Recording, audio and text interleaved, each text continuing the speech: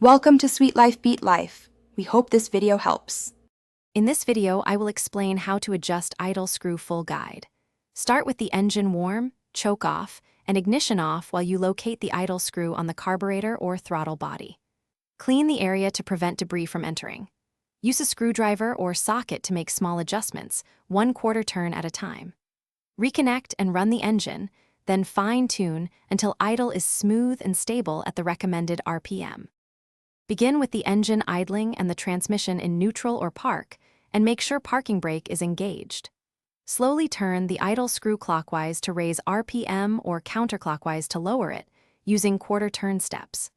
Allow the engine a few seconds to settle after each change, and monitor the tachometer or feel the engine for smoothness. If adjustments stray, back to the last smooth setting and proceed more gently. If this content is helping you, please subscribe and like so I can keep making useful guides. Quick recommendation: the Echo Dot smart speaker is great to play music or set timers while you work, and it fits nicely on a workshop shelf. Check the description for the product link and other deals to support the channel. Thanks for watching. Now let's get back to the video. If the idle doesn't settle, look for vacuum leaks by inspecting hoses and gaskets for cracks or loose clamps.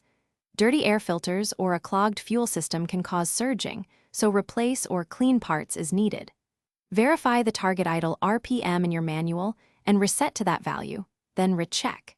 If the idle remains problematic after these steps, consider a professional tune or further diagnostics for sensors or timing issues.